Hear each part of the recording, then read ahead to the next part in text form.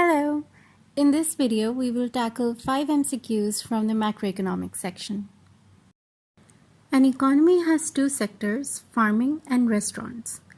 In a year, farms produce 500 million units of food with price $2 each, and restaurants produce 100 million meals with price $15 each. Each restaurant meal requires 3 units of food to produce. Which of the following statements about the economy's GDP is correct? A. The economy's GDP is $1,500 million. B. The economy's GDP is $2,500 million. C. The economy's GDP is $1,000 million. D. The economy's GDP is $1,900 million. This question deals with the concept of GDP and value addition. GDP measures the total value of all goods and services produced in an economy over a set period of time, and one of the ways to calculate it is to calculate the value added to goods produced.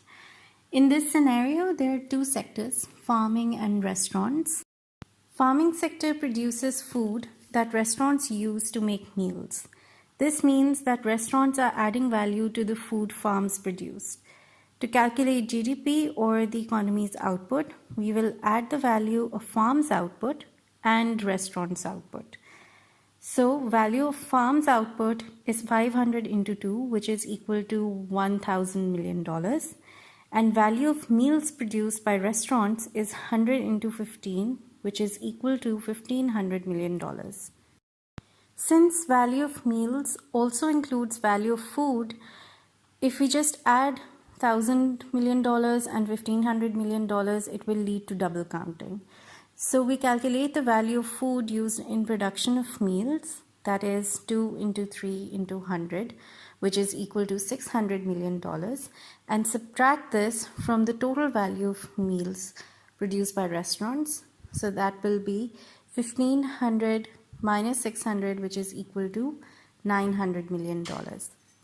Therefore, GDP will be $1,000 million plus $900 million, which is equal to $1,900 million. So the correct answer is D. Alright, so moving on to the next question. Which of the following statements is possible in an economy? A. Private saving is $250 billion. Investment is $175 billion. The government budget deficit is $100 billion. And net exports are $325 billion. B. Private saving is $200 billion. Investment is $125 billion. The government budget deficit is $150 billion. And net exports are negative $75 billion. C. Private saving is $175 billion. Investment is $100 billion. The government budget deficit is $25 billion. And net exports are $300 billion. D. Private saving is $125 billion. Investment is $150 billion. The government budget deficit is $50 billion. And net exports are $75 billion. The tip to solve questions like these is to test each statement against the rule, formula, or concept the question is about. This question deals with the capital formation equation. So if you know your theory, then you know that leakages equal injections, and this leads you to the identity where I, which is investment, is equal to private savings, plus T minus G, which is your government surplus, minus X minus M, which is your net exports.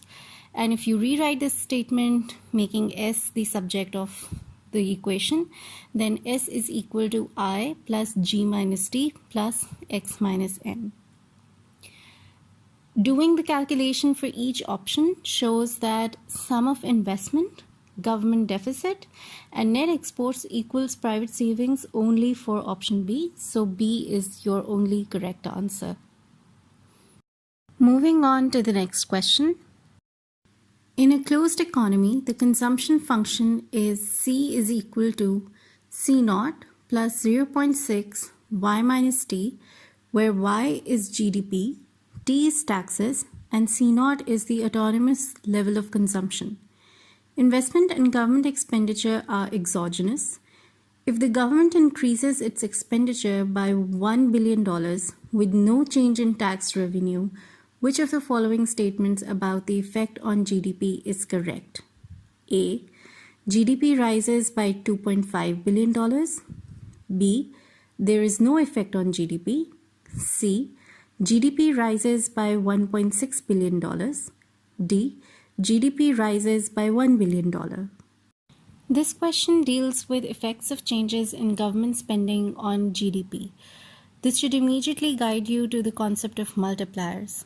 Multiplier helps you gauge the responsiveness of a variable on GDP.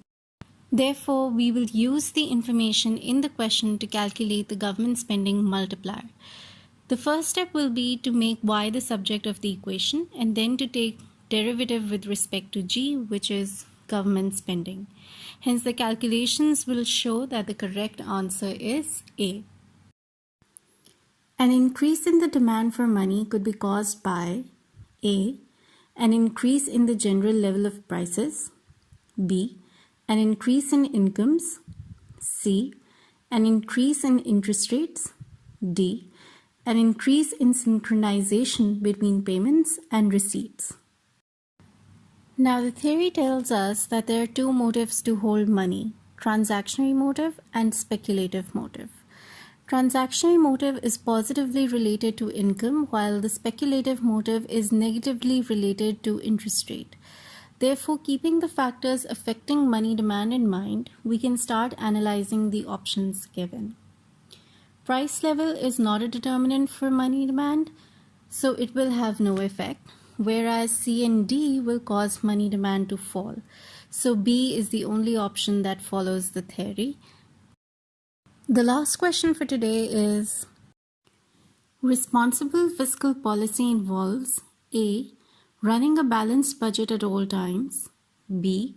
having a debt less than 60% of GDP, C. running a budget surplus at all times, D. running a deficit some of the time. The question is about fiscal policy, and the policy is used as an adjustment mechanism by the government. The government alters taxation and spending to either heat or cool the economy. Hence, there can be no one fixed rule that will work each time. There must be room for flexibility. D is the only most flexible statement which is reflected by the phrase some of the time. Whereas all the other options are very definite rules that should be followed, and they're not going to perform every time. So the answer is D. This is it for today. Until next time, brush up your basics and keep practicing.